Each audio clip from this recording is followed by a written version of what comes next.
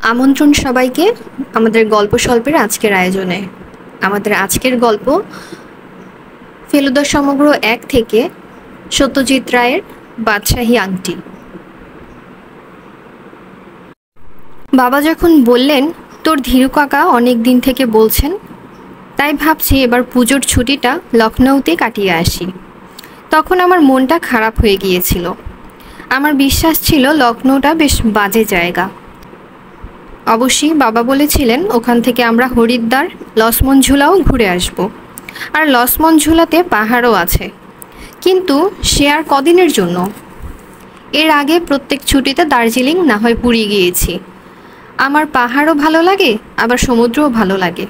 লখনৌতে দুটোর একটাও নেই। তাই বাবাকে বললাম, ফেলুদা যেতে পারে না আমাদের সঙ্গে?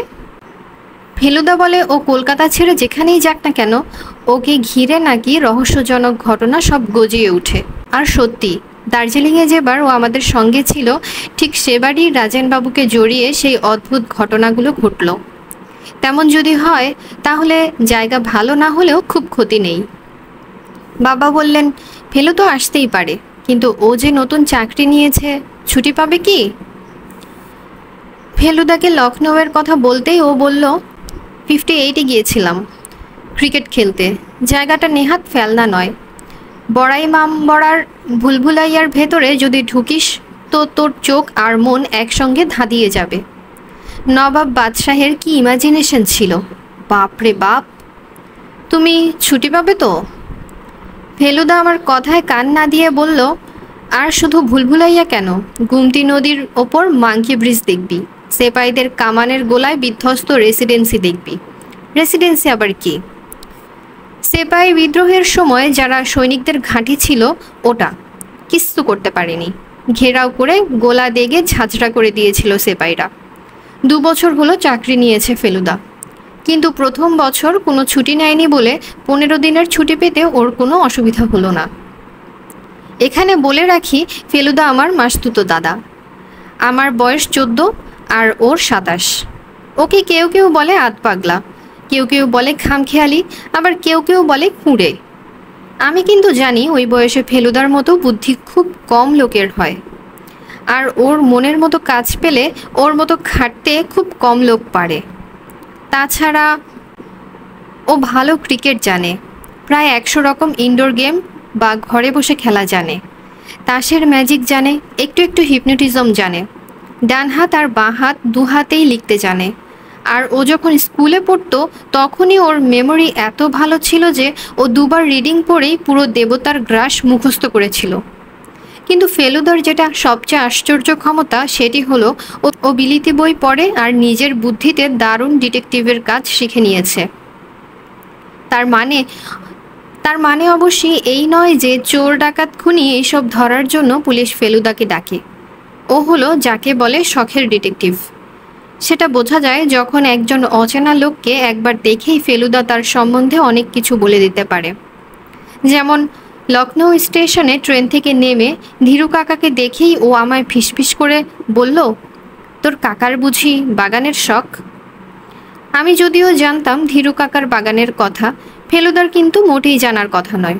কারণ যদিও ফেলুদা আমার মাসতুতো ভাই, ধীরু কাকা কিন্তু আমার আসল কাকা নন, বাবার ছেলেবেলার বন্ধু। তাই আমি অবাক হয়ে জিজ্ঞেস করলাম, তুমি কি করে জানলে? ফেলুদা আবার ফিসফিস করে বলল, উনি পিছন ফিরলে দেখবে ওর ডান পায়ের জুতোর গোড়ালির পাশ দিয়ে একটা গোলাপ পাতার ডগা বেরিয়ে আছে, আর ডান হাতের তর্জনীটায় দেখ টিংচার আয়োডিন লাগানো। সকালে বাগানে গিয়ে গোলাপ ফুল ঘাটার ফল। স্টেশন থেকে বাড়ি আসার পথে বুঝলাম লখনৌ শহরটা আসলে খুব সুন্দর। গম্বুজ আর মিনারওয়ালা বাড়ি দেখা যাচ্ছে চারিদিকে। রাস্তাগুলো চওড়া আর পরিষ্কার, আর তাতে মোটর গাড়ি ছাড়াও 2টো নতুন রকমের ঘোড়ার গাড়ি চলতে দেখলাম। তার একটার নাম টাঙ্গা আর অন্যটা এক্কা। এক্কা গাড়ি খুব ছুটেছে, এই জিনিসটা নিজের চোখেই প্রথম দেখলাম। ধীরু কাকার পুরনো সেভরোলে গাড়ি না থাকলে আমাদের হয়তো ওরই একটাতে চড়তে হতো। যেতে যেতে ধীরু কাকা বললেন, এখানে না এলে কি বুঝতে পারতে শহরটা এত সুন্দর? আর কলকাতার মতো আবর্জনা কি দেখতে পাচ্ছ রাস্তাঘাটে? আর কত গাছ দেখো, আর কত ফুলের বাগান। বাবা আর ধীরু কাকা পিছনে বসেছিলেন, ফেলুদা আর আমি সামনে। আমার পাশেই বসে গাড়ি চালাচ্ছে ধীরু কাকার ড্রাইভার দীনদয়াল সিং। ফেলুদা আমার কানের কাছে মুখ এনে ফিসফিস করে বলল, ভুলভুলাইয়ার কথাটা জিজ্ঞেস কর। ফেলুদা কিছু করতে বললে সেটা না করে পারি না, তাই বললাম, আচ্ছা ধীরু কাকা, ভুলভুলাইয়া কী জিনিস? ধীরু কাকা বললেন, দেখবে দেখবে, সব দেখবে। ভুলভুলাইয়া হলো ইমামবাড়ার ভেতরে একটা গোলক ধাঁধা। আমরা বাঙালিরা অবশ্যই বলি ঘুলঘুলিয়া, কিন্তু আসল নাম ওই ভুলভুলাইয়া। নবাবরা তাদের বেগমদের সঙ্গে লুকোচুরি খেলতেন ওই গোলক ধাঁধায়। এবার ফেলুদা নিজেই বলল, ওর ভেতরে গাইড ছাড়া ঢুকলে নাকি আর বেরোনো যায় না। তাই তো শুনেছি। একবার এক গোড়াপল্টন অনেক দিন আগে মদ খেয়ে বাজি ধরে নাকি ঢুকেছিল ওর ভেতরে। বলেছিল কেউ যেন ধাওয়া না করে, ও নিজেই বেরিয়ে আসবে। দুদিন পর ওর মৃতদেহ পাওয়া যায় ওই গোলকধাঁধার এক গলিতে। আমার বুকের ভেতরটা এর মধ্যেই ঢিপঢিপ করতে শুরু করেছে। ফেলুদাকে জিজ্ঞেস করলাম, তুমি কি একা গিয়েছিলে না গাইড নিয়ে? গাইড নিয়ে, তবে একাও যাওয়া যায়। সত্যি? আমি তো অবাক।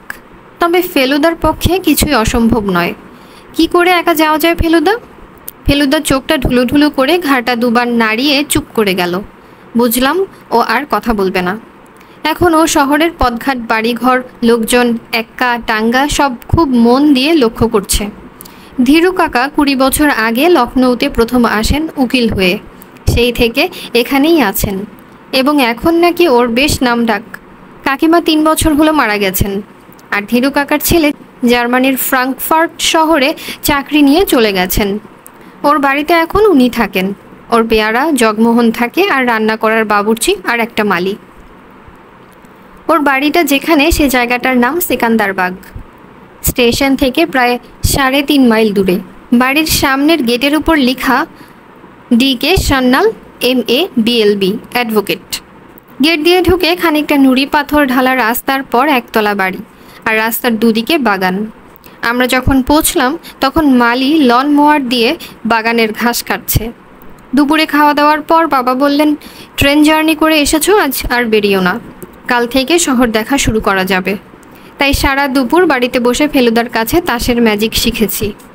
ফেলুদা বলে, ইন্ডিয়ানদের আঙ্গুল ইউরোপিয়ানদের চেয়ে অনেক বেশি ফ্লেক্সিবল, তাই হাত সাফাইয়ের খেলাগুলো আমাদের পক্ষে রপ্ত করা অনেক সহজ। বিকেলে যখন ধীরু কাকার বাগানে ইউক্যালিপটাস গাছটার পাশে বেতের চেয়ারে বসে চা খাচ্ছি, তখন গেটের বাইরে একটা গাড়ি থামার আওয়াজ পেলাম। ফেলুদা না দেখেই বলল, ফিয়াট।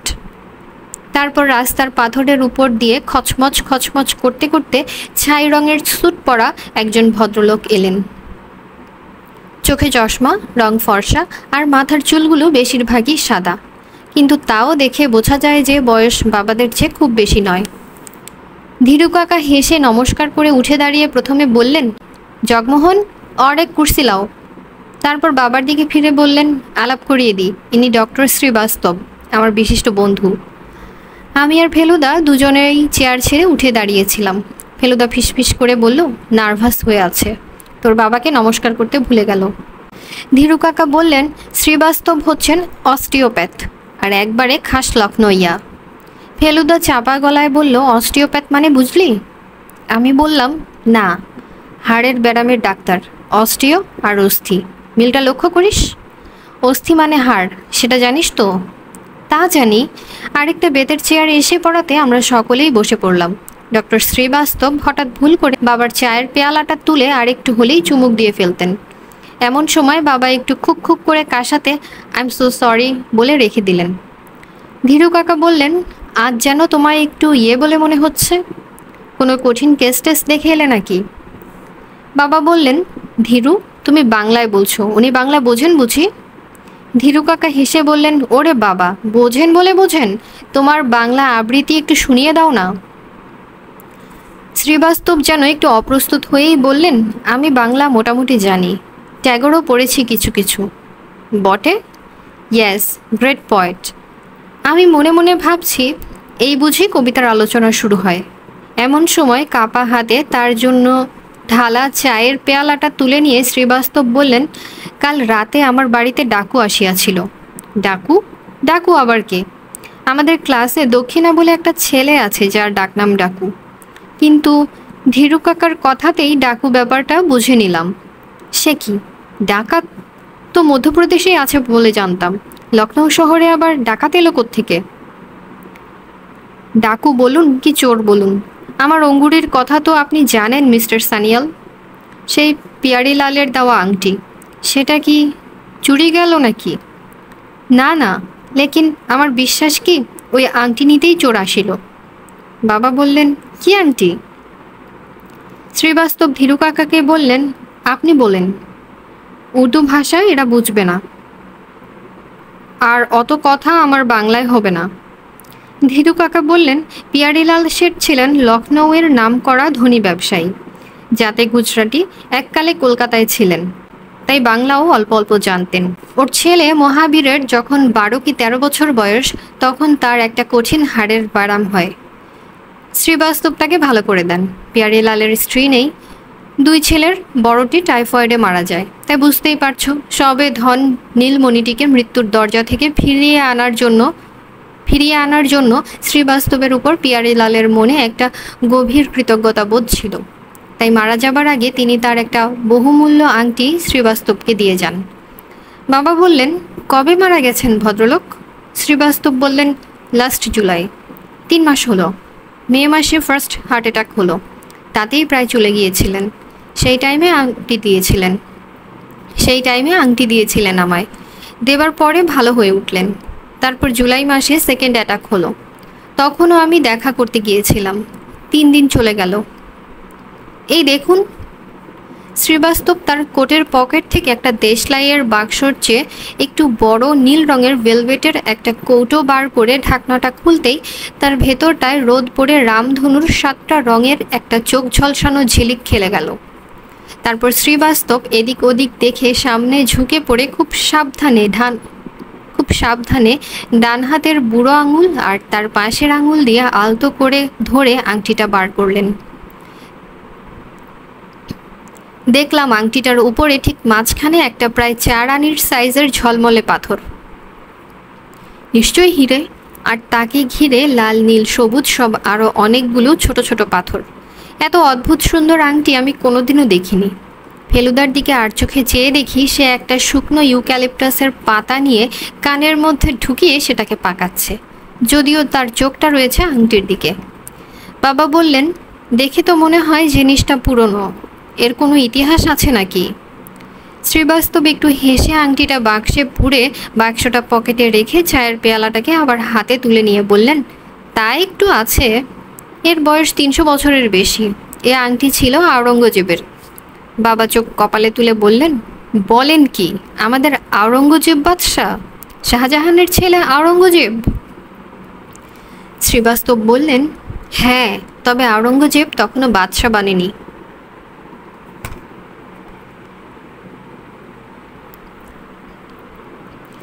গদিতে শাহজাহান, সমরকন্দ দখল করবেন বলে ফৌজ পাঠাচ্ছেন আর বারবার ডিফিট হচ্ছে।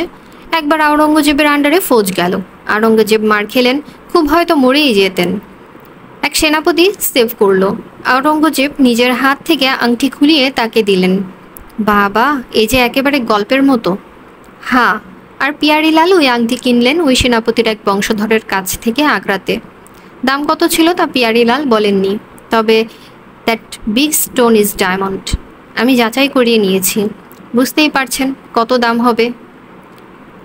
ধীরু কাকা বললেন, কমপক্ষে 1,02,000।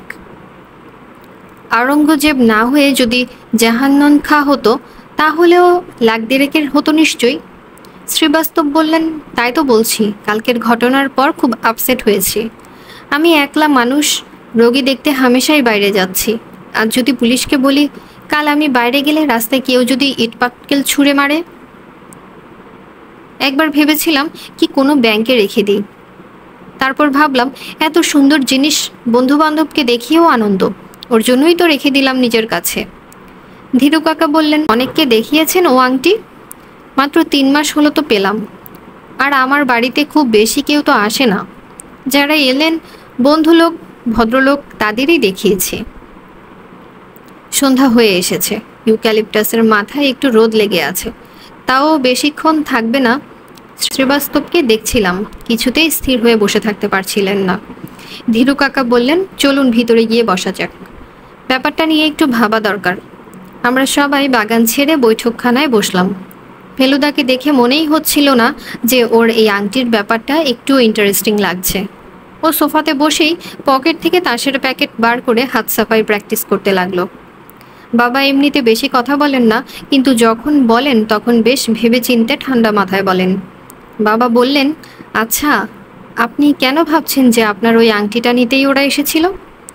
আপনার অন্য কোনো জিনিস চুরি যায়নি? এমনও তো হতে পারে যে ওরা সাধারণ চোর, টাকা কড়ি নিতেই এসেছিল। শ্রীবাস্তব বললেন, ব্যাপারটা কি বলি, বনবিহারী বাবু আছেন বলে এমনিতেই আমাদের পাড়ায় চোর টোর আসে না। আর আমার পাশের বাড়িতে থাকেন মিস্টার ঝুনঝুনওয়ালা, আর তার পাশের বাড়িতে থাকেন মিস্টার বিলিমরিয়া, বোথ ভেরি রিচ। আর সেটা তাদের বাড়ি দেখলেই বোঝা যায়। তাদের কাছে আমি কি? তাদের বাড়ি ছেড়ে আমার বাড়ি আসবে কেন চোর? ধীরু কাকা বললেন, তারা যেমন ধনী তেমনি তাদের পাহারার বন্দোবস্তও নিশ্চয়ই খুব জমকালো, সুতরাং চোর সে বাড়িতে যাবে কেন? তারা তো বিরাট ধনদৌলতের আশায় যাবে না, 100-5 টাকা মারতে পারলে তাদের 6 মাসের খোরাক হয়ে যায়। কাজেই আমার আপনার বাড়িতে চোর আসার ব্যাপারে অবাক হবার কিছু নেই। শ্রীবাস্তব তবু যেন ভরসা পাচ্ছিলেন না। উনি বললেন, আমি জানি না মিস্টার সানিয়াল, আমার কেন জানি মনে হচ্ছে চোর ওই আংটি নিতেই এসেছিল। আমার পাশের ঘরের একটা আলমারি খুলেছিল, দেরাজ খুলেছিল, তাতে অন্য জিনিস ছিল, নিতে পারত, টাইম ছিল। আমার ঘুম ভাঙতে চোর পালিয়ে গেল, একেবারে কিচ্ছু না নিয়ে। আর কথা কি জানেন? শ্রীবাস্তব হঠাৎ থামলেন, তারপর ভ্রুকুটি করে কিছুক্ষণ ভেবে বললেন, পিয়ারিলাল যখন আমাকে আংটি দিয়েছিলেন তখন মনে হলো কি উনি আংটি নিজের বাড়িতে রাখতে চাইলেন না, তাই আমাকে দিয়ে দিলেন। অর শ্রীবাস্তব আবার থেমে ভ্রুকুটি করলেন। ধীরু কাকা বললেন, অর কেয়া? ডক্টরজি। শ্রীবাস্তব একটা দীর্ঘশ্বাস ফেলে বললেন, দ্বিতীয়বার যখন হার্ট অ্যাটাক হলো আর আমি ওকে দেখতে গেলাম তখন উনি একটা কিছু আমাকে বলতে চেষ্টা করলেন, কিন্তু পারলেন না। তবে একটা কথা আমি শুনতে পেয়েছিলাম। কি কথা? 2 বার বলেছিলেন, এ স্পাই, এ স্পাই। ধীরু কাকা সোফা ছেড়ে উঠে পড়লেন। না ডক্টরজি, পিয়ারিলাল যাই বলে থাকুক, আমার দৃঢ় বিশ্বাস ও চোর সাধারণ চোর, ছ্যাঁচর চোর। আপনি বোধহয় জানেন না, ব্যারিস্টার ভূদেব মিত্তিরের বাড়িতেও রিসেন্টলি চুরি হয়ে গেছে। একটা আস্ত রেডিও আর কিছু রূপোর বাসনকোসন নিয়ে গেছে। তবে আপনার যদি সত্যিই নার্ভাস লাগে তাহলে আপনি ও আংটি স্বাচ্ছন্দ্যে আমার জিম্মায় রেখে যেতে পারেন। আমার গোদরেজের আলমারিতে থাকবে ওটা। তারপর আপনার ভয় কেটে গেলে পর আপনি ওটা ফেরত নিয়ে যাবেন। শ্রীবাস্তব হঠাৎ হাঁপ ছেড়ে একগাল হেসে বললেন, আমি ওই প্রস্তাব করতেই এলাম, লেকিন নিজে থেকে বলতে পারছিলাম না। Thank you very much mister Sanyal, আপনার কাছে আংটি থাকলে আমি নিশ্চিন্ত থাকব। শ্রীবাস্তব তার পকেট থেকে আংটি বার করে ধীরু কাকাকে দিলেন, আর ধীরু কাকা সেটা নিয়ে শোবার ঘরে চলে গেলেন। এইবার ফেলুদা হঠাৎ একটা প্রশ্ন করে বসল, বনবিহারী বাবুকে?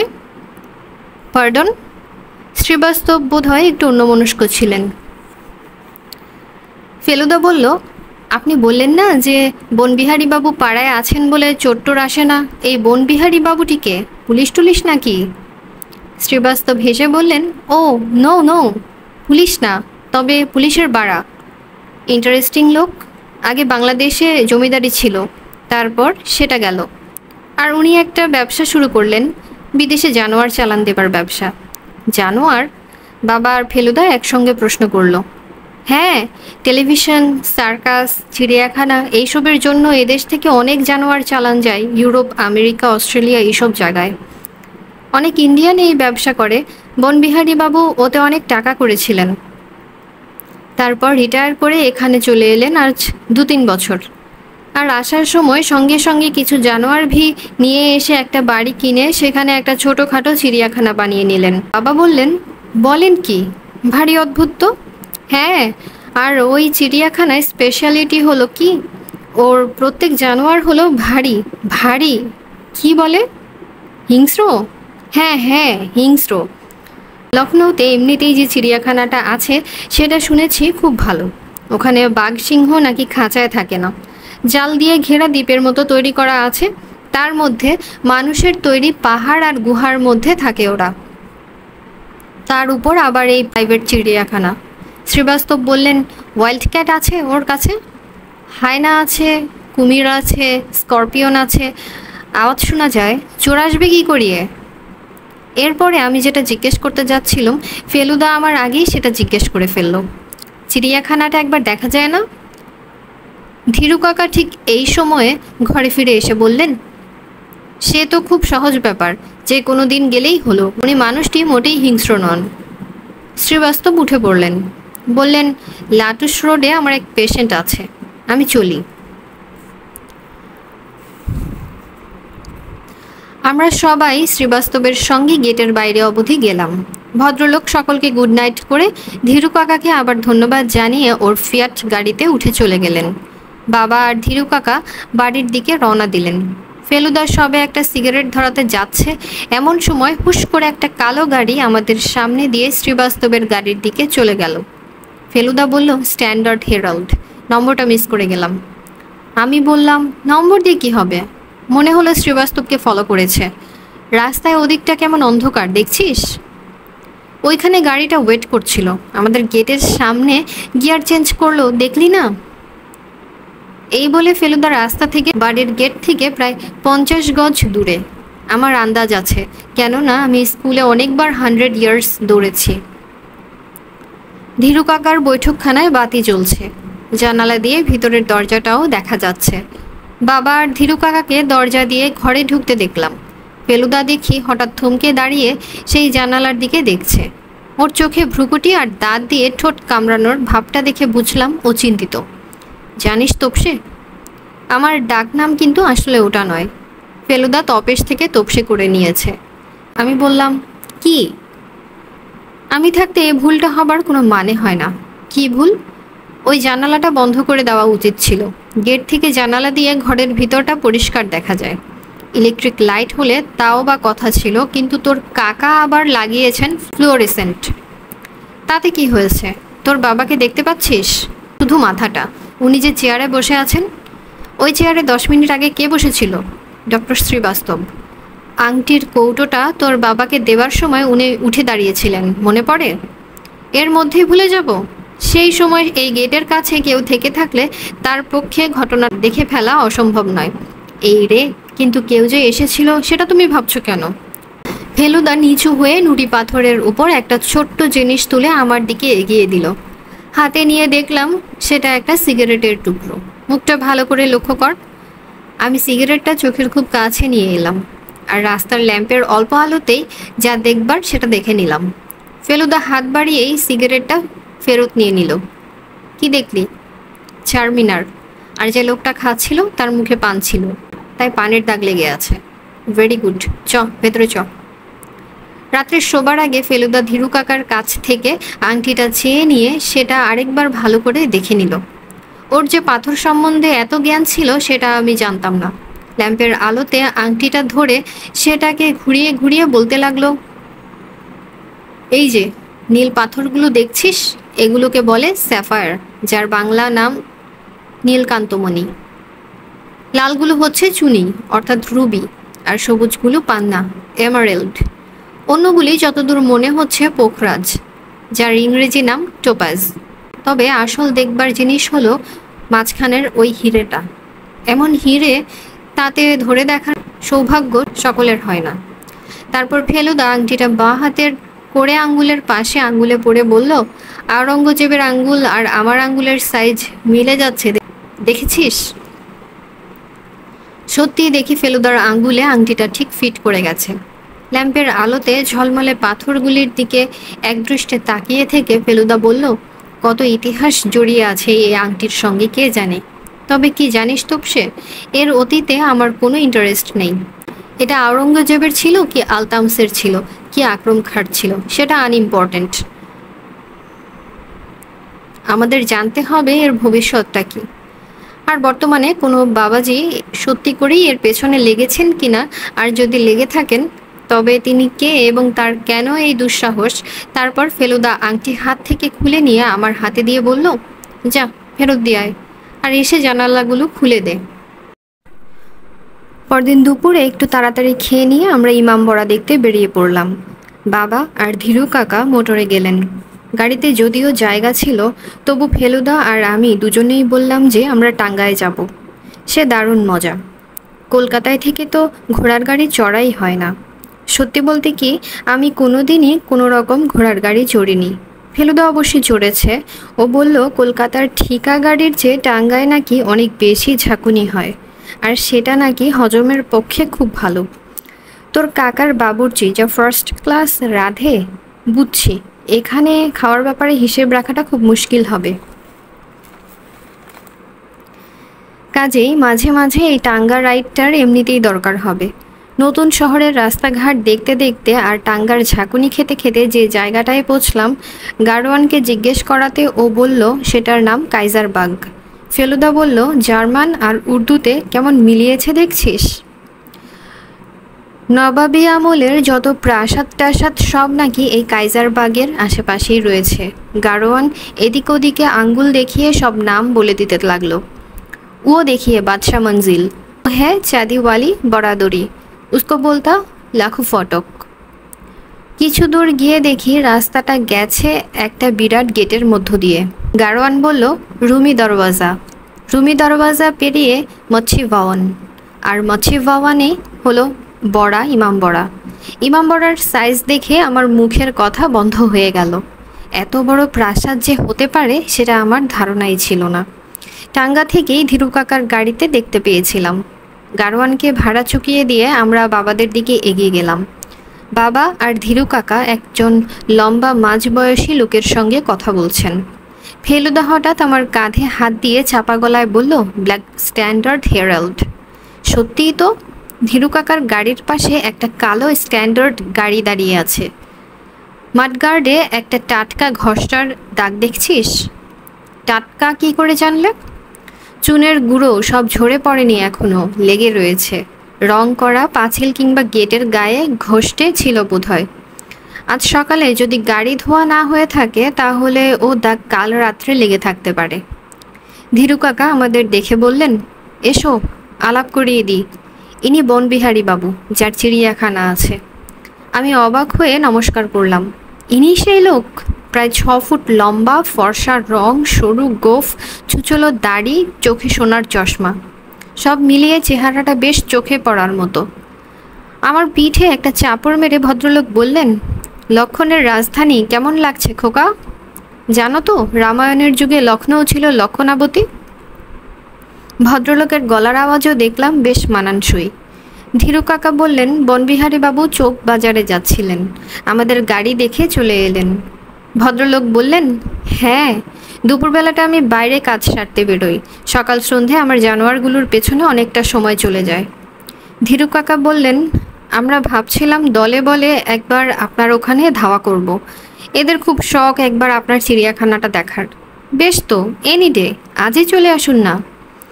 আমি তো কেউ এলে খুশিই হই, তবে অনেকেই দেখেছি ভয়েই আসতে চায় না। তাদের ধারণা আমার খাঁচা বুঝি জু গার্ডেনের খাঁচার মতো অত মজবুত নয়, তাই যদি হবে তো আমি আছি কি করে। এ কথায় ফেলুদা ছাড়া আমরা সকলেই হাসলাম। ফেলুদা আমার দিকে সামান্য ঝুঁকে পড়ে চাপা গলায় বলল, জানোয়ারের গন্ধ ঢাকার জন্য কোষে আতর মেখেছে। স্ট্যান্ডার্ড গাড়িটা দেখলাম বনবিহারী বাবুর নয়, কারণ তিনি তার পাশের একটা নীল অ্যাম্বাসেডর গাড়ি থেকে তার ড্রাইভারকে ডেকে তার হাতে দুটো চিঠি দিয়ে বললেন ডাকবাক্সে ফেলে দিয়ে আসতে। তারপর আমাদের দিকে ফিরে বললেন, আপনারা ইমামবাড়া দেখবেন তো? তারপরেই না হয় সোজা চলে যাব আমার ওখানে। ধীরু কাকা বললেন, তাহলে আপনিও ভেতরে আসছেন আমাদের সঙ্গে? চলুন না, নবাবের কীর্তিটা দেখে নেওয়া যাবে। সেই 63-তে গিয়েছিলাম লখনৌতে আসার 2 দিন বাদেই, তারপর আর যাওয়া হয়নি। গেট দিয়ে ঢুকে একটা বিরাট চত্বরের উপর দিয়ে প্রাসাদের দিকে হাঁটতে হাঁটতে বনবিহারী বাবু বললেন, 200 বছর আগে নবাব আসাফুদ্দৌলা তৈরি করেছিলেন এই প্রাসাদ। ভেবেছিলেন আগ্রা দিল্লিকে টেক্কা দেবেন।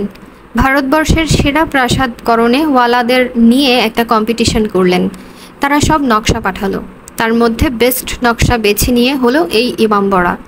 বাহারের দিক থেকে মুঘল প্রাসাদের সঙ্গে কোনো তুলনা হয় না, তবে সাইজের দিক থেকে একেবারে নাম্বার 1। এত বড় দরবার ঘর পৃথিবীর কোনো প্রাসাদে নেই। দরবার ঘরটা দেখে মনে হলো তার মধ্যে অনায়াসে একটা ফুটবল গ্রাউন্ড ঢুকে যায়। আর একটা কুয়ো দেখলাম। অত বড় কুয়ো আমি কখনোই দেখিনি। গাইড বলল অপরাধীদের ধরে ধরে ওই কুয়োর মধ্যে ফেলে দিয়ে নাকি তাদের শাস্তি দেওয়া হতো। কিন্তু সবচেয়ে আশ্চর্যের লাগলো ভুলভুলাইয়া। এদিক ওদিক এঁকে বেঁকে সুড়ঙ্গ চলে গেছে, সেগুলো এমন কায়দায় তৈরি যে যতবারই এক একটা মোড় ঘুরছি ততবারই মনে হচ্ছে যেন যেখানে ছিলাম সেখানেই আবার ফিরে এলাম। একটা গলির সঙ্গে আরেকটা গলির কোনো তফাৎ নেই। দুদিকে দেয়াল, মাথার উপরে নিচু ছাদ, আর দেওয়ালের ঠিক মাঝখানটায় একটা করে খুপড়ি। গাইড বলল নবাব যখন বেগমদের সঙ্গে লুকোচুরি খেলতেন তখন ওই খুপড়িগুলোতে পিদিম জ্বলত। রাত্রির বেলা যে কি ভুতুরে ব্যাপার হবে সেটা বেশ বুঝতে পারছিলাম। ফেলুদা যে কেন বারবার পেছিয়ে পড়ছিল আর দেওয়ালের এত কাছ দিয়ে হাঁটছিল সেটা বুঝতেই পারছিলাম না। আমিও গোলকধাঁধাটা দেখতে দেখতে আর তার মধ্যে লুকোচুরি খেলার কথা ভাবতে ভাবতে এত মশগুল হয়ে গিয়েছিলাম যে ওর বিষয় খেয়ালই ছিল না। এর মধ্যে হঠাৎ বাবা বললেন, আরে ফেলু কোথায় গেল? সত্যি তো, পেছনে ফিরে দেখি ফেলুদা নেই। আমার বুকের ভিতরটা ঢিপ করে উঠল। তারপর ফেলু ফেলু বলে বাবা দুবার ডাক দিতেই ও আমাদের পেছন দিকের একটা গলি দিয়ে বেরিয়ে এলো। বলল, অত তাড়াতাড়ি হাঁটলে গোলকধাঁধার প্ল্যানটা ঠিক মাথায় তুলে নিতে পারবো না। গোলকধাঁধার শেষ গলিটার শেষে যে দরজা আছে সেটা দিয়ে বেরোলেই ইমামবাড়ার বিরাট ছাতে গিয়ে পড়তে হয়। যেখান গিয়ে দেখি সেখান থেকে প্রায় সমস্ত লখনৌ শহরটাকে দেখা যায়। আমরা ছাড়াও ছাতে কয়েকজন লোক ছিল। তাদের মধ্যে একজন অল্প বয়সী ভদ্রলোক ধীরু কাকাকে দেখে হেসে এগিয়ে এলো। ধীরু কাকা বললেন, মহাবীর যে, কবে এলে? ভদ্রলোককে দেখলে যদিও বাঙালি মনে হয় না, তবু তিনি বেশ পরিষ্কার বাংলায় বললেন, 3 দিন হলো। এই সময়টাতে আমি প্রতি বছরই আসি, দেওয়ালিটা সেরে ফিরে যাই। এবারে 2জন বন্ধু আছেন, তাদের লখনৌ শহর দেখাচ্ছি। ধীরু কাকা বললেন, ইনি পিয়ারিলালের ছেলে, বোম্বাইতে অভিনয় করছেন। মহাবীর দেখলাম বনবিহারী বাবুর দিকে কীরকম যেন অবাক হয়ে দেখছেন, যেন ওকে আগে দেখেছেন, কিন্তু কোথায় সেটা মনে করতে পারছেন না। বনবিহারী বাবু বললেন, চেনা চেনা মনে হচ্ছে কি? মহাবীর বলল, হ্যাঁ, কিন্তু কোথায় দেখেছি বলুন তো? বনবিহারী বাবু বললেন, তোমার স্বর্গত পিতার সঙ্গে একবার আলাপ হয়েছিল বটে, তুমি তখন এখানে ছিলে না। মহাবীর যেন একটু অপ্রস্তুত হয়েই বলল, ও, তাহলে বোধহয় ভুল করছি। আচ্ছা, আসি তাহলে। মহাবীর নমস্কার করে চলে গেল। ভদ্রলোকের বয়স হয়তো ফেলুদার চেয়েও কিছুটা কম, আর চেহারা বেশ সুন্দর আর শক্ত। মনে হলো নিশ্চয়ই এক্সারসাইজ করেন কিংবা খেলাধুলা করেন। বনবিহারী বাবু বললেন, আমার মনে হয় এবার আমার ওখানে গিয়ে পড়তে পারলে ভালোই হয়। জানোয়ারগুলো যদি দেখতেই হয় তাহলে আলো থাকতে থাকতেই দেখা ভালো। খাঁচাগুলোতে আলোর ব্যবস্থা এখনও করে উঠতে পারিনি। আমরা গাইডকে বকশিস দিয়ে ছাদ থেকে সোজা সিঁড়ি দিয়ে একদম নিচে নেমে এলাম। গেটের বাইরে এসে দেখলাম মহাবীর আরও 2জন ভদ্রলোককে নিয়ে সেই কালো স্ট্যান্ডার্ড গাড়িটায় উঠছে। বনবিহারী বাবুর বাড়িতে পৌঁছতে প্রায় 4টে বাজল। বাইরে থেকে বোঝার কোনো উপায় নেই যে ভেতরে একটা চিড়িয়াখানা আছে, কারণ যা আছে তা বাড়ির পিছন দিকটায়। মিউটিনিরও প্রায় 30 বছর আগে এক ধনী মুসলমান সওদাগর এ বাড়ি তৈরি করেছিলেন, বনবিহারী বাবু বললেন। আমি বাড়িটা কিনি এক সাহেবের কাছ থেকে। দেখেই বোঝা যায় বাড়িটা অনেক পুরনো, আর দেওয়ালের গায়ে যেসব কারুকার্য আছে তা থেকে নবাবদের কথাই মনে হয়। বাড়ির ভিতর ঢুকে বনবিহারী বাবু বললেন, আপনারা সবাই কফি খান তো? আমার বাড়িতে কিন্তু চায়ের পাট নেই। আমাকে বাড়িতে বেশি কফি খেতে দেওয়া হয় না, কিন্তু আমার খেতে খুব ভালো লাগে, তাই আমার তো মজাই হয়ে গেল। কিন্তু কফি পরে, আগে জানোয়ার দেখা। বৈঠকখানা পেরিয়ে একটা বারান্দা, তারপরেই প্রকাণ্ড বাগান, আর সেই বাগানেই এদিকে ওদিকে রাখা বনবিহারী বাবুর সব খাঁচা। বাগানের মাঝখানে ছুচলে শিক দিয়ে ঘেরা একটা পুকুর, সেটায় একটা কুমির রোদ পোহাচ্ছে। বনবিহারী বাবু বললেন, এটাকে বছর 10 আগে মুঙ্গের থেকে এনেছিলাম, একেবারে বাচ্চা অবস্থায়। প্রথমে আমার কলকাতার বাড়ির চৌবাচ্চায় ছিল, একদিন দেখি বেরিয়ে এসে একটা আস্ত বিড়ালছানা খেয়ে ফেলেছে। পুকুরের চারপাশ থেকে বাঁধানো রাস্তা অন্য খাঁচাগুলোর দিকে গেছে। একটা খাঁচার দিক থেকে ফ্যাস ফ্যাস করে শব্দ শুনে আমরা কুমির ছেড়ে সেই দিকেই গেলাম। গিয়ে দেখি খাঁচের ভেতরে একটা মাঝারি গোছের কুকুরের সাইজের বিড়াল, তার চোখ দুটো সবুজ আর জলজলে, আর গায়ের রং ডোরাকাটা খয়েরি। এত বড় বিড়ালকে বাঘ বলতেই ইচ্ছে করে। বনবিহারী বাবু বললেন, এটার বাসস্থান আফ্রিকা। এটা কিনি কলকাতার রিপন স্ট্রিটের এক ফিরিঙ্গি পশুর ব্যবসায়ীর কাছ থেকে। এ জিনিস আলিপুরের চিড়িয়াখানাতেও নেই। বিড়ালের পর হায়না, হায়নার পর নেকড়ে, নেকড়ের পর আমেরিকান র্যাটল স্নেক। দারুণ বিষাক্ত সাপ। এরকম সরু ছুচলো শামুক পুরী থেকে আমরা অনেকবার এনেছি। এই সাপের লেজের ডগায় সেই রকম একটা শামুকের মতো জিনিস আছে। সাপটা এদিক ওদিক চলার সময় লেজটাকে কাঁপায়, আর তাতে ওই জিনিসটা মাটিতে লেগে একটা ঝুমঝুমির মতো কড়কড় কড়কড় শব্দ হয়। আমেরিকার জঙ্গলে অনেক দূর থেকেই এরকম শব্দ শুনতে পেয়ে নাকি লোকে বুঝতে পারে যে র্যাটল স্নেক ঘোরাফেরা করছে। আরও দুটো জিনিস দেখে ভয়ে গা শিউরে উঠল। একটা কাচের বাক্সর মধ্যে দেখলাম নীল রঙের বিশ্রী একটা কাঁকড়া বিছে। এটাও আমেরিকার বাসিন্দা, এর নাম ব্লু স্করপিয়ন। আর আরেকটা কাচের বাক্স দেখলাম একটা মানুষের আঙ্গুল ফাঁক করা হাতের মতো বড় কালো রোয়াওয়ালা মাকড়সা, আফ্রিকার বিষাক্ত ব্ল্যাক উইডো মাকড়সা। বনবিহারীবাবু বললেন, ওই বিছে আর ওই মাকড়সা, ওই দুটোরই বিষ হলো যাকে বলে নিউরোটক্সিক, অর্থাৎ এক কামড়ে একটা আস্ত মানুষ মেরে ফেলার শক্তি রাখে ওই দুটোই। চিড়িয়াখানা রেখে আমরা বৈঠকখানায় এলাম। আমরা সোফায় বসার পর নিজে একটা চেয়ারে বসে বনবিহারীবাবু বললেন, রাত্রে চারিদিক নিস্তব্ধ হলে মাঝে মাঝে আমার বাগান থেকে বনবিড়ালের ফ্যাসফ্যাসানি, হায়নার হাসি, নেকড়ের খ্যাকরানি আর র্যাটল স্নেকের কড়কড়ানি মিলে এক অদ্ভুত কোরাস শুনতে পাই। তাতে ঘুমটা হয় বড় আরামের। এরকম বডিগার্ডের সম্ভার আর কজনের আছে বলুন? অবশ্যই চোর এলে এরা খুব হেল্প করতে পারে না বটে, কারণ এটা খাঁচায় বন্দি। তার জন্যে আমার আলাদা ব্যবস্থা আছে। বাদশা হাত দিতেই পাশের ঘর থেকে বেরিয়ে এলো এক বিরাট কালো হাউন্ড কুকুর। এটাকেই নাকি বনবিহারীবাবু পাহারার জন্য রেখেছেন। শুধু যে বাড়ি পাহারা দেয় তা নয়, চিড়িয়াখানার কোনো অনিষ্ট নাকি এই বাদশা করতে দেবে না। ফেলুদা আমার পাশেই বসেছিল। কুকুরটা দেখে আমার কানে ফিসফিস করে বলল, ল্যাব্রাডর হাউন্ড, বাস্করভিলের কুকুরের জাত। বাবা এতক্ষণ একটা কথাও বলেননি। এবার বললেন, আচ্ছা, সত্যি আপনার এইসব হিংস্র জানোয়ারের মধ্যে বাস করতে ভালো লাগে? বনবিহারীবাবু তার পাইপে তামাক ভরতে ভরতে বললেন, কেন লাগবে না বলুন? ভয়টা কিসের? এককালে কত বাঘ ভালুক মেরেছি জানেন? ওয়াইল্ড অ্যানিম্যাল ছাড়া মারতুম না। অভ্যর্ত টিপ ছিল। একবার কি যে ভীমরতি ধরল, চাঁদার জঙ্গলে এক মার্কিনী সাহেবকে বড়াই করে টিপ দেখাতে গিয়ে 150 গজ দূর থেকে এক হরিণ মেরে ফেললুম। আর তারপর সে কি অনুতাপ। সেই থেকে শিকার ছেড়ে দিয়েছি। তবে জানোয়ার ছাড়াও থাকতে পারবো না, তাই চালান দেবার ব্যবসা ধরলুম। ব্যবসা যখন ছাড়লুম তখন বাধ্য হয়েই বাড়িতে চিড়িয়াখানা করলুম। এদের নিয়ে বাস করার কি আনন্দ জানেন? এরা যে হিংস্র ও বিষাক্ত সেটা সকলেতেই জানা। এরা তো নিরীহ ভালো মানুষ বলে চালাতে চাইছে না নিজেদের, অথচ মানুষের মধ্যে দেখুন, একজনকে আপনি ভাবছেন সৎ লোক, শেষে হঠাৎ বেরিয়ে এলো সে আসলে একটা ক্রিমিনাল। অন্তরঙ্গ বন্ধুকেই কি আর আজকের দিনে বিশ্বাস করার জো আছে?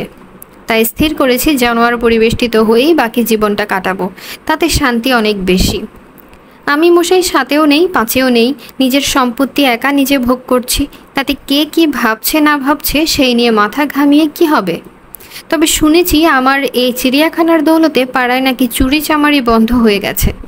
তাহলে বলতে হয় অজান্তে আমি লোকের উপকারই করছি। এই শেষ কথাটা শুনে আমি প্রথমে ধীরু কাকার দিকে, তারপর ফেলুদার দিকে চাইলাম। বনবিহারীবাবু কি তাহলে শ্রীবাস্তবের বাড়ির ঘটনাটা জানেন না? এই প্রশ্নের উত্তরের জন্য বেশিক্ষণ অপেক্ষা করতে হলো না, কারণ বনবিহারীবাবুর বেয়ারা কফি আর মিষ্টি এনে দেবার প্রায় সঙ্গে সঙ্গেই শ্রীবাস্তব এসে হাজির হলেন। আর সকলকে নমস্কার টমস্কার করে ধীরু কাকাকে বললেন, আপনাদের বাড়ির কাছেই কেলভিন রোডে একটি ছেলে গাছ থেকে পড়ে হাত ভেঙেছে। তাকে দেখে আপনার বাড়ি গিয়ে দেখি আপনারা ফেরেননি, তাই এখানে চলে এলাম। ধীরু কাকা শ্রীবাস্তবের দিকে চোখ দিয়ে একটা ইশারা করে বুঝিয়ে দিলেন যে তার আংটি ঠিকই আছে। বনবিহারীবাবুর সঙ্গে দেখলাম শ্রীবাস্তবের যথেষ্ট আলাপ। ছোট শহরে পাড়ার লোকেদের পরস্পরের মধ্যে আলাপটা বোধহয় সহজেই হয়। শ্রীবাস্তব ঠাট্টার সুরে বললেন, বনবিহারীবাবু, আপনার পাহারাদারেরা কিন্তু আজকাল ফাঁকি দিচ্ছে। বনবিহারীবাবু একটু অবাক হয়ে বললেন, কীরকম? কাল আমার বাড়িতে চোর এলো, আর আপনার এক ভি জানোয়ার কিছু সারা শব্দ করলো না। সে কি, চোর আপনার বাড়িতে? কখন? রাত 3টের কাছাকাছি। নেয়নি কিছুই, ঘুমটা ভেঙে গেল আমার, তাই পালিয়ে গেল। না নিলেও খুব এক্সপার্ট বলতে হবে। আমার বাদশা অন্তত খুবই সজাগ। 200 গজের মধ্যে আপনার বাড়ি, আর চোর এলেও আমার কম্পাউন্ডের পেছন দিয়েই তাকে যেতে হবে। যাকগে, আপনাকে ঘটনাটা জানিয়ে রাখলাম। কফির সঙ্গে একরকম মিষ্টি দিয়ে গিয়েছিল প্লেটে। শ্রীবাস্তব বললেন সেটার নাম স্যান্ডিলা লাড্ডু। স্যান্ডিলা লাড্ডু, গুলাবি রেউড়ি আর ভুনা পেড়া, এই 3 মিষ্টি হলো লখনৌয়ের স্পেশালিটি। আমার নিজের মিষ্টি জিনিসটা খুব ভালো লাগে না, তাই আমি ওসব কথায় বিশেষ কান না দিয়ে বনবিহারী বাবুকে লক্ষ্য করছিলাম। ওকে যেন একটু অন্যমনস্ক লাগছিল। ফেলুদা কিন্তু দেখি এর মধ্যেই 2টো লাড্ডু শেষ করে নিয়ে আমার কফির পেয়ালার উপর মাছি দাঁড়াবার মতো করে হাত নাড়িয়ে দারুণ কায়দায় আমার প্লেট থেকে আরেকটা লাড্ডু তুলে নিল। বনবিহারী বাবু হঠাৎ শ্রীবাস্তবের দিকে ফিরে বললেন, আপনার সেই বাদশাহী আংটি ঠিক আছে তো? শ্রীবাস্তবের হঠাৎ বিষম লেগে গেল। তারপর কোনো রকমে নিজেকে সামলে নিয়ে কাশিটাকে হাসিতে চেঞ্জ করে বললেন, ও বাবা, আপনার দেখি মনে আছে। বনবিহারী বাবু পাইপের ধোঁয়া ছেড়ে বললেন, মনে থাকবে না? আমার যদিও ওসব ব্যাপারে কোনো ইন্টারেস্ট নেই, তবুও ওরকম আংটি তো সচরাচর দেখা যায় না।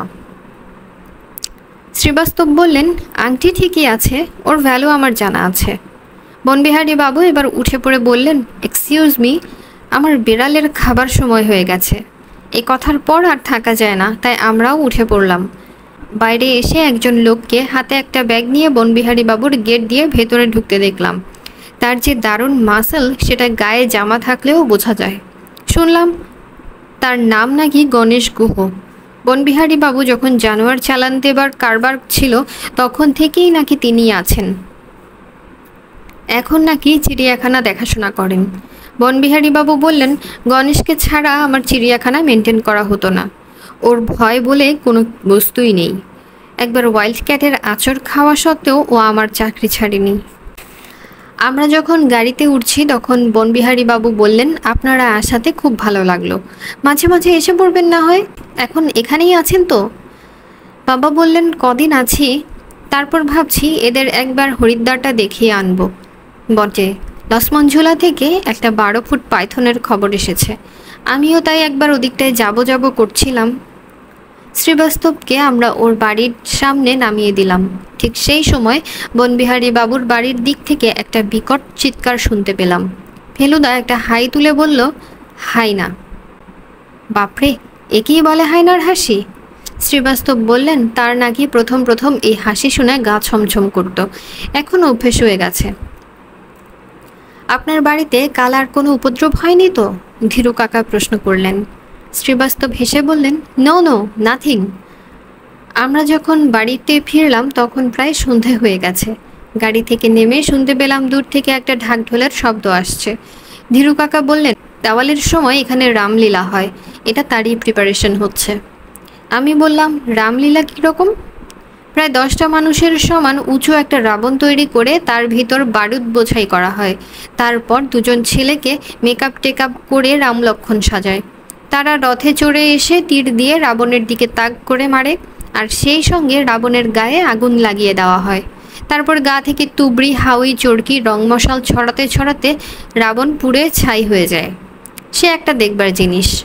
বাড়িতে ঢুকতে বেয়ারা শ্রীবাস্তবের আসার খবরটা দিল। তারপর বলল, और एक साधु बाबा भी आया था, आध घंटा बैठ के चला गया। साधु बाबा? ধীরু কাকার ভাবখানা দেখে বুঝলাম উনি কোনো সাধু বাবাকে এক্সপেক্ট করছিলেন না। কোথায় বসেছিলেন? বেয়ারা বলল, বৈঠকখানায়। আমার সঙ্গে দেখা করতে চাইছিলেন? হ্যাঁ। আমার নাম করেছিলেন? বেয়ারা তাতেও বলল, হ্যাঁ। তাজ্জব ব্যাপার। হঠাৎ কি মনে করে ধীরু কাকা ঝড়ের মতো শোবার ঘরে গিয়ে ঢুকলেন। তারপর গোদরেজ আলমারি খোলার শব্দ পেলাম, আর তারপরেই শুনলাম ধীরু কাকার চিৎকার, সর্বনাশ! বাবা, আমি আর ফেলুদা প্রায় একসঙ্গে হুড়মুড় করে ধীরু কাকার ঘরে ঢুকলাম। গিয়ে দেখি উনি আংটির কৌটোটা হাতে নিয়ে চোখ বড় বড় করে দাঁড়িয়ে আছেন। কৌটোর ঢাকনা খোলা আর তার ভেতর আংটি নেই। ধীরু কাকা কিছুক্ষণ বোকার মতো দাঁড়িয়ে থেকে ধপ করে তার খাটের উপর বসে পড়লেন। পরদিন সকালে মনে হলো শীতটা একটু বেড়েছে। তাই বাবা বললেন গলায় একটা মাফলার জড়িয়ে নিতে। বাবার কপালে ভ্রুকুটি আর একটা অন্যমনস্ক ভাব দেখে বুঝতে পারছিলাম যে উনি খুব ভাবছেন। ধীরু কাকাও কোথায় জানি বেরিয়ে গেছেন, আর কাউকে কিছু বলেও যাননি। কালকের ঘটনার পর থেকেই কেবল বললেন শ্রীবাস্তবকে মুখ দেখাবো কি করে। বাবা অবশ্যই অনেক সান্ত্বনা দেবার চেষ্টা করেছিলেন। বিকেলবেলা সন্ন্যাসী সেজে চোর এসে তোমার বাড়ি থেকে আংটি নিয়ে যাবে, সেটা তুমি জানবে কি করে? তার চেয়ে তুমি বরং পুলিশে একটা খবর দিয়ে দাও। তুমি তো বলছিলে ইন্সপেক্টর গড়গড়ির সঙ্গে তোমার খুব আলাপ আছে। এও হতে পারে যে ধীরু কাকা হয়তো পুলিশে খবর দিতেই বেরিয়েছেন। সকালে যখন চা আর জ্যাম রুটি খাচ্ছি তখন বাবা বললেন ভেবেছিলাম আজ তোদের রেসিডেন্সিটা দেখিয়ে আনবো, কিন্তু এখনও মনে হচ্ছে আজকের দিনটা যাক, তোরা দুজনে বরং কোথাও ঘুরে আসিস কাছাকাছির মধ্যে। কথাটা শুনে আমার একটু হাসি পেয়ে গেল, কারণ ফেলুদা বলছিল ওর একটু পায়ে হেঁটে শহরটা দেখার ইচ্ছে আছে, আর আমিও মনে মনে ঠিক করেছিলাম ওর সঙ্গে যাব। আমি জানতাম শুধু শহর দেখা ছাড়াও ওর অন্য উদ্দেশ্য আছে। আমি সন্ধ্যাবেলা থেকেই দেখছি ওর চোখের দৃষ্টিটা মাঝে মাঝে কেমন জানি তীক্ষ্ণ হয়ে উঠছে। 8টার একটু পরেই আমরা দুজনে বেরিয়ে পড়লাম।